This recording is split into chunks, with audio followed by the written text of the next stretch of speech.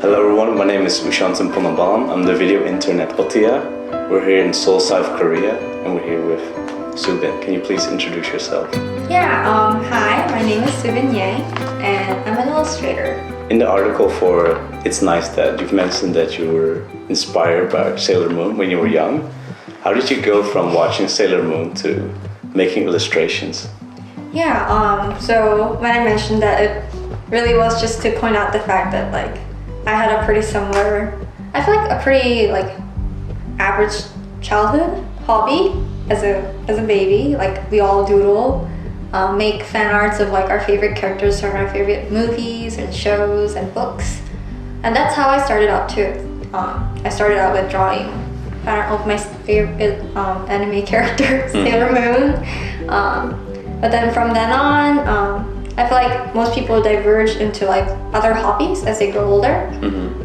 And for me, I just got more and more into art. And growing up, I would spend all day long just reading books on art history, looking up art supplies, and then just drawing a lot. And so because of that, my parents helped me get into classes that I wanted to be in, draw some more, and that really prepared me to make my foundations by the time I was in high school and trying to decide where to go.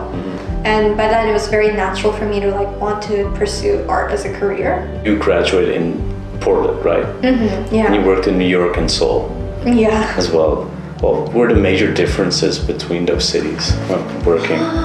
So the work itself wasn't any different. They were, the clients would always just come to me, email me, and ask me if I was interested in drawing something for their campaign or their project, and I would make the file for them.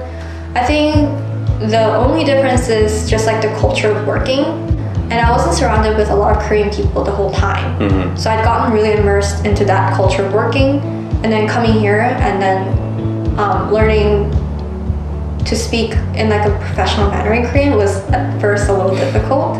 Definitely had to get spell check from my parents before I sent emails. After you graduated, how was the process of getting clients? The realistic questions. Yes.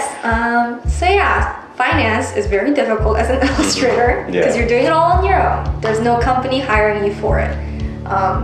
So what happens is, as a newly self-employed freelancer, what you're supposed to do is send out portfolios to all the places you want to work for. Send them emails, being earnest and honest that you're an illustrator based wherever, you're very interested in their work and would like to work with them.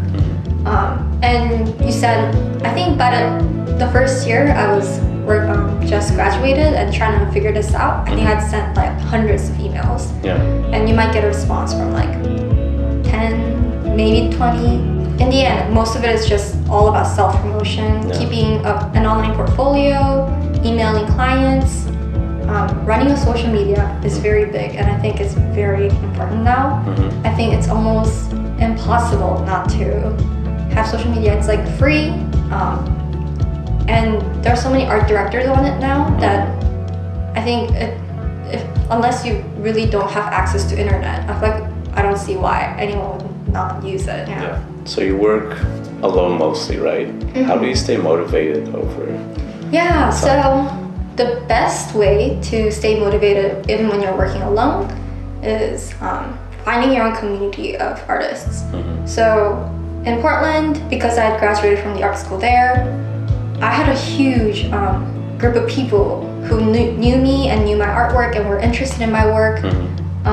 Teachers, other students, friends who are in the same profession as I was.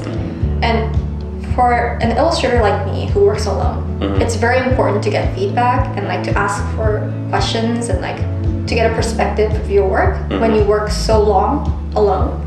In 5 to 10 years, how do you see yourself? Not only yourself, but also the work that you do. So my hope is that I'll be a better illustrator who can draw better than I am now, and also a better business person.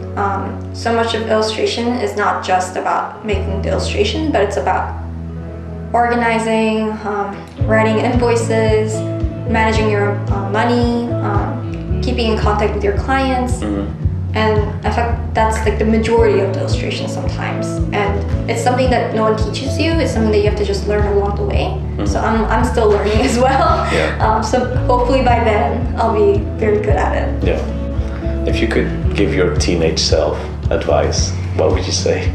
So I had a relatively like, you know, I didn't have any worries until high school. And then there was this one summer I got really, really depressed just thinking about like, what can I possibly do other than illustration? And it was like a very like nonsensical question that I asked myself, but it really got me depressed. And in terms of like my personality, the kind of person that I am, I think a lot before I do something. Yeah.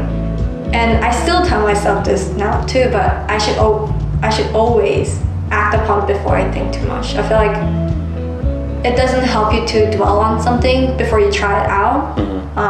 And sometimes you just have to push yourself, even if it's your natural habit to just like dwell and think on something. You just have to sometimes push yourself and like make the mistake, do something at least before, because then at least you'll learn something.